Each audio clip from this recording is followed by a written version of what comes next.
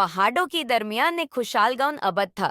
एक दिन दो गांव वाले आपस में बात कर रहे होते हैं। अरे भाई, तुमको पता है कि आजकल कुछ स्क्वाड गेम जैसा गेम चल रहा है? सुना है बड़ा मुश्किल गेम है, लेकिन उसको जीतने में पैसे भी काफी मिलते हैं। अच्छा, ऐसा है। तुमने देखा है क्या वो गेम? नहीं भाई, मैंने देखा तो नहीं है, पर सुना बहुत है उस गेम के बारे में।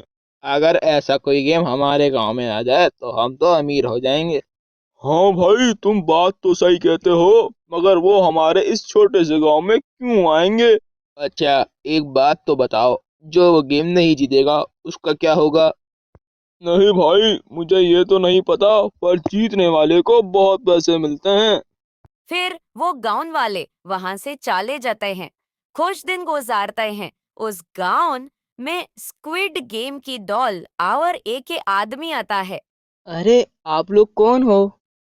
हम लोग गेम डेवलपर हैं। हमने एक स्क्वाड गेम का गेम बनाया है जिसको लोग बहुत पसंद कर रहे हैं। आप लोगों को अगर वो गेम खेलना है तो कल हमारे साथ चलिएगा।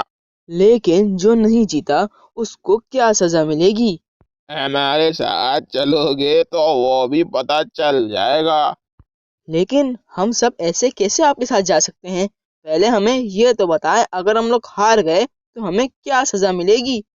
आप लोगों की अपनी मर्जी है। जिसको हमारे साथ चलना है वो रात को आ जाए, और जिसको नहीं चलना वो ना आए। पैसे तो जीतने में बहुत मिलेंगे। हाँ भाई, हम तो जाएंगे। अगर तुमको नहीं जाना मनोज भाई, तो तुम मत जाओ। तो आप लोगों में से जिसको हमारे साथ चलना है वो आज रात 12 बजे तक आके अपना नाम लिखवा दे। हम लोग फिर कल अगले दिन निकल जाएंगे। फिर सराय गांव वहां से चले जाते हैं। लेकिन मनोज समझ गया था कि कुछ तो गड़बड़ है। फिर रात हो जाती है और सराय गांव वाले जमाते हैं और मनोज भी चुपे कर सब धक रहा होता सही है वो कहता है पूरा होता है। फिर वो आदमी बोलता है। आप लोग सबसे पहले ये काम करें, ये जो डॉल खड़ी है इसकी आंखों में देखना है आप लोगों को। फिर उस डॉल के अंदर से एक लाल रंग की रोशनी निकालती है। सारे गांव वाले उस डॉल के वॉश में न जाते हैं। फिर वो आदमी बोलता है। अब आप लोग इस गुड़िया के वश में हैं। मैं अब जो भी बोलूंगा वो आपको करना पड़ेगा। आप लोग करेंगे? हाँ, करेंगे। ये सब धक कर मनोज भी परेशान हो जाता है। फिर मनोज बोलता है। मैंने तो पहले ही कहा था कि मुझे ये गांव वाले सही नहीं लग रहे, लेकिन इन गांव वालों ने मेरी बात नहीं मानी। अब ये गांव वाले ठीक कैसे होंगे?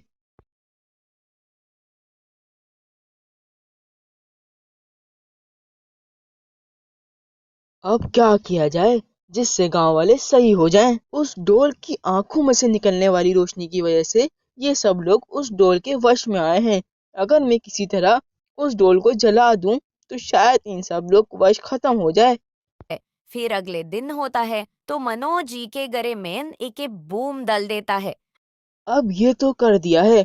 अब जैसे ही वो गुड़िया यहाँ पर आएगी मैं बम फाड़ दूंगा। और फिर उस गरा पर घास डल देता है। फिर वो डॉल जैसे ही उस गरे के पास आती है मनोज बूम फाड़ देता है। फिर सारे गांव वाले सही हो जाते हैं। उन मेन सेटी के गांव वाला बोलता है। अरे, हम यहाँ कैसे आ गए? ऊपर वाले का लाख लाख शुक्र है जो तुम सब लोग ठीक हो गए। हम लोग सही हो गए हैं, पर हम लोग को हुआ क्या था? हम लोग यहाँ कैसे आ गए? तुम लोग जो स्क्वाड गेम खेलने गए थे वो कोई गेम नहीं था, बल्कि वो एक जाल था जिसमें तुम सब लोग फंस गए थे। हाँ हाँ, हम तो स्क्वाड गेम के लिए गए थे ना। तुम सब लोग जब वहां पर गए तो उस डोर के अंदर से एक रोशनी निकली जिसकी वजह से तुम लोग उसके वश में आ गए। मैं ये सब वहां पर छुप के देख रहा था। फिर मैंने एक योजना बनाई। मैंने उस गुड़िया को बम से फाड़ दिया और तुम लोग सही हो पाए। मोहन भाई, तुम्हारा बहुत शुक्रिया, जो तुमने हमारी जान बचाई ली। हम लोगों को किसी पर भी ऐसे भरोसा नहीं करना चाहिए और ज्यादा पैसों की लालच में भी नहीं आना चाहिए।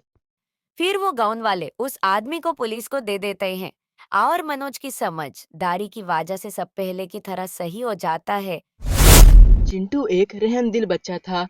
चिंटू के माँ बाप का बचपन में ही एक्सीडेंट के कारण देहांत हो गया था और चिंटू अपनी दादी के साथ रहता था। एक दिन चिंटू जंगल में कहीं घूम रहा होता है। चिंटू को एक कबूतर जमीन पर पड़ा हुआ दिखता है। अरे, ये यहाँ कैसे गिरा हुआ है? लगता है इसे गर्मी लग गई है। एक काम करता हूँ, इसको पानी पिलाकर देखता हूँ, शायद सही हो जाए। फिर चिंटू उस जंगल से करीब एक घर के पास जाता है। काका, ये कबूतर बहुत प्यासा है, थोड़ा सा पानी मिल जाएगा? अगर इसको पानी नहीं पिलाया तो ये मर जाएगा। अरे नहीं है मेरे पास पानी, कहाँ कहाँ से आ जाते। अब क्या करूँ? मैं इसको पानी कहाँ से पिलाऊं? अगर मैं अपने घर जाऊंगा तो मेरा घर तो बहुत दूर है, ये तो तब तक मर जाएगा। अगर मैं नहर के पास गया तो मुझे डांटी दा देंगी, क्योंकि दादी ने नहर के पास जाने के लिए मुझे मना किया है। लेकिन मैं अगर वहाँ नहीं गया तो ये कबूतर मर जाएगा। एक काम करता हूँ, चले जाता हूँ, दादी को नहीं बताऊंगा। फिर चिंटू नहर के पास चले जाता है। कबूतर, तुम चिंता मत करो, हम लोग नहर के पास आ गए हैं। मैं तुम्हें अभी पानी पिलाता हूँ और तुम फिर बिल्कुल ठीक हो जाओगे। ये कहकर चिंटू कबूतर को पानी पिला देता है। पानी पीते ही वो कबूतर वहाँ से उड़ जाता है। फिर चिंटू घर वापस आ जाता है। अरे चिंटू बेटा, तुम इतनी देर तक कहाँ थे? दादी, मैं राहुल के साथ खेल रहा था, इसलिए देर हो गई। लेकिन मैंने तो राहुल से पूछा था, वो तो ये कह रहा था कि तुम तो आज उससे मिले ही नहीं। सच बता चिंटू, तू इतनी देर तक कहाँ था? दादी, मैं आज जंगल गया तो मैंने देखा कि एक कबूतर गर्मी के कारण घायल पड़ा हुआ है और उसको कोई पानी भी नहीं पिला रहा था। तो मैंने नहर के पास जाके उस कबूतर को पानी पिला दिया और आपको पता है दादी, वो कबूतर पानी पीते ही उड़ गया। तो मैंने कहा था ना, नहर के पास मत जाना। पर दादी, मैंने तो उस कबूतर की जान बचाई। अगर मैं उस कबूतर को नहर के पास ले जाकर पानी नहीं पिलाता तो वो कबूतर मर जाता। और अगर तुमको कुछ हो जाता तो क्या होता? चिंटू बेटा, मेरा तुम्हारे सिवा कोई भी नहीं है और तुम्हारा भी तो मेरे सिवा कोई भी नहीं है, और तुम मेरे बेटे छोटे की आखिरी निशानी हो। अगर तुमको कुछ हो गया तो मैं क्या करूँगी? अच्छा दादी, मैं अब वहाँ नहीं जाऊँगा, मैं आपसे वादा करता हूँ। मेरा अच्छा बेटा, शाबाश बेटा, अब वहाँ मत जाना। एक दिन चिंटू अपनी दादी से बात कर रहा होता है। बात करते ही करते चिंटू बेहोश हो जाता है। चिंटू, चिंटू, क्या हुआ बेटा तुमको? फिर दादी डॉक्टर को बुलाती हैं। डॉक्टर साहब, क्या हुआ चिंटू को? अभी तो बिल्कुल ठीक था, अचानक मुझसे बात करते करते एकदम बेहोश हो गया। अम्मा जी, चिंटू के दिल के 2 वाल्व बंद हैं। अगर चिंटू का जल्दी से जल्दी ऑपरेशन नहीं किया गया तो चिंटू मर जाएगा। डॉक्टर साहब, चिंटू के ऑपरेशन में कितना खर्चा आएगा? अम्मा जी, चिंटू के दिल का ऑपरेशन करना पड़ेगा, जो कि बड़ा मुश्किल ऑपरेशन है। हमको शहर से अच्छे डॉक्टर बुलाने होंगे, जिनकी फीस कम से कम 1.5 से 2 लाख है।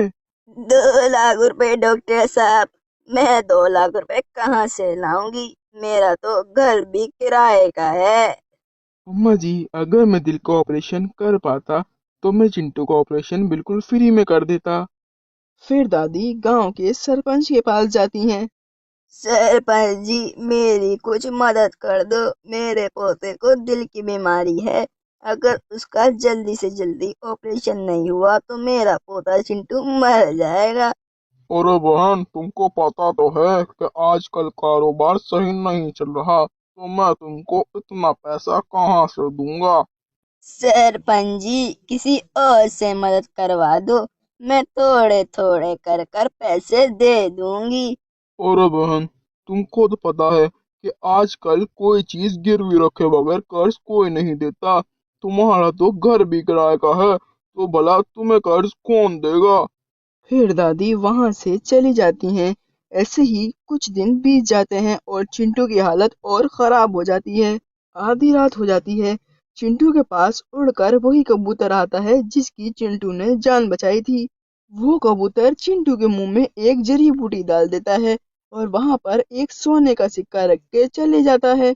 फिर दादी सुबह उठती हैं तो देखती हैं कि चिंटू के पास एक सोने का सिक्का पड़ा हुआ होता है। अरे ये सिक्का कहाँ से आया? ये सिक्का तो सोने का लगता है। अगर मैं इस सिक्के को बेच दूंगी तो मेरे चिंटू का इलाज हो जाएगा। उसके कुछ देर बाद ही चिंटू होश में आ जाता है। अरे चिंटू बेटा, तुम्हें होश आ गया? मुझे तो यकीन ही नहीं हो रहा। चलो डॉक्टर के पास चलो। फिर दादी चिंटू को डॉक्टर के पास ले जाती हैं। अरे चिंटू, तुमको होश कैसे आ गया? ये तो कोई करिश्मा ही हो सकता है जिसकी वजह से तुम्हें होश आया है। और फिर डॉक्टर साहब चिंटू का मेडिकल टेस्ट करते हैं और दादी से बोलते हैं, अरे चिंटू का दिल तो बिल्कुल ठीक हो गया है। अब तो इसको कोई भी ऑपरेशन की जरूरत नहीं है। ऊपर वाले, तेरा बहुत शुक्रिया। तूने हमें इस परेशानी से निकाल दिया। कहीं दूर एक गांव आबाद था। उस गांव के लोग बहुत ही गरीब थे। अरे भाई देखो कितनी ठंड हो रही है, लेकिन हम लोगों के पास तो पहनने के लिए गर्म कपड़े भी नहीं हैं। अरे हम कर भी क्या सकते हैं? हमारे पास तो गर्म कपड़े खरीदने के पैसे भी नहीं हैं, तो हम क्या ही करेंगे। लेकिन अगर जल्दी से जल्दी गांव में गर्म कपड़े नहीं आए तो हम सब लोग तो ठंड के मारे मर जाएंगे। लेकिन हम कर भी क्या सकते हैं, पैसे हमारे पास है नहीं और हम लोगों का अनाज जितने का बिकता है उतने में तो हमारा सिर्फ गुजारा ही हो पाता है। फिर ऐसे ही कुछ दिन बीत जाते हैं। एक दिन सर्दी लगने के कारण एक बुढ़िया का देहांत हो जाता है। मैंने कहा था ना, अगर गांव में ठंडे कपड़े नहीं आए तो ठंड के कारण हम सब लोग मर जाएंगे। हाँ भाई, तुम ठीक ही कहते हो। गांव में बूढ़ों और बच्चों की तबीयत ज्यादा खराब हो रही है। लेकिन हम कर भी तो कुछ नहीं सकते। भगवान पे भरोसा रख बेटा, भगवान सब ठीक कर देगा। वहाँ पर एक बच्चा खड़ा होता है जिसका नाम मानव होता है। मानव बहुत ही अच्छा और सच्चा बच्चा था। ये बात सुनकर मानव भगवान की मूर्ति के पास जाता है। भगवान कृपया करके हमको इस ठंड के कहर से बचा लें। हमारे पास पहनने के लिए गर्म कपड़े भी नहीं हैं। कुछ दिन और बीत जाते हैं और फिर 24 दिसंबर आ जाता है। माँ, ये सेंटा क्लॉज कौन था और ये क्या करता था? माना बेटा, भगवान आसमान से एक बंदे को भेजते थे जो बंदा बच्चों को तोहफे देता था। लेकिन माँ, सेंटा को कैसे पता कि किसको क्या चाहिए? बच्चे अपनी इच्छा लिखकर एक मोजे में डाल देते थे और सेंटा उनकी इच्छा पूरी कर देता था। लेकिन माँ, सेंटा अब क्यों नहीं आता? सेंटा क्लॉज सिर्फ अच्छे और सच्चे बच्चों की बात सुनता था, लेकिन अब तो सब झूठ बोलते हैं और सच्चाई तो जैसे खत्म ही हो गई है इस दुनिया से। फिर मानव एक मोजा लेता है और अपनी इच्छा उसमें लिखकर डाल देता है। फिर मानव सोने चले आता है। रात के 12 बज जाते हैं। 25 दिसंबर लग जाता है और सेंटा आ जाता है। हो, कौन है वो अच्छा सच्चा बच्चा जिसने मुझसे इच्छा मांगी है? उस बच्चे की इच्छा क्या है? हो, तो ये इच्छा है। फिर सेंटा सारे गांव वालों के घर के बाहर एक एक तोहफा रख देता है। फिर सुबह हो जाती है। सारे गांव वाले अपने घर से बाहर निकलते हैं। उनको सेंटा का दिया हुआ तोहफा मिलता है। उन डब्बों में गर्म कपड़े होते हैं और हर डब्बे के ऊपर मानव का नाम लिखा हुआ होता है। अरे, इन डब्बों में मानव का नाम क्यों लिखा है? मानव तो बच्चा है और वो ये सब कैसे कर सकता है? मानव बेटा, तुमको पता है कि ये सब कहाँ से आया? नहीं काका, मुझे नहीं पता ये सब कहाँ से आया। तो इन सब डब्बों पर तुम्हारा नाम क्यों लिखा है? पता नहीं काका, मुझे ये सब नहीं पता। लेकिन कल रात मैंने एक चिट्ठी लिख के लाई थी। मुझे लगता है कि ये सब सेंटा ने किया है। चिट्ठी? अच्छा बेटा, क्या कह रहे हो तुम? काका, मैंने अपनी चिट्ठी में लिखा था कि सेंटा क्लॉज मेरे गांव वालों के पास पहनने के लिए गर्म कपड़े नहीं हैं। आप मुझे गर्म कपड़े दे दें। भले आप मेरी इच्छा पूरी ना करें, लेकिन मेरे गांव वालों की इच्छा पूरी कर दें। वाह मानव बेटा वाह, तुमने हमें इस ठंड के कहर से बचा लिया। तुम्हारा बहुत शुक्रिया और तुम एक नेक बच्चे हो। फिर रात हो जाती है और मानव सोने चले जाता है। हो मानव बेटा, तुम्हारा दिल बहुत साफ है, इसलिए मैं तुम्हारी इच्छा पूरी करने आया था। बेटा, तुम कभी भी झूठ मत बोलना और हमेशा अच्छे काम करना। तुम्हारे पास जो चीज है वो तो कोई भी तुम्हें तोहफे में नहीं दे सकता। तुम्हारे पास एक बहुत अच्छा दिल है। तुम हमेशा सच्चे और अच्छे बच्चे बन के रहना।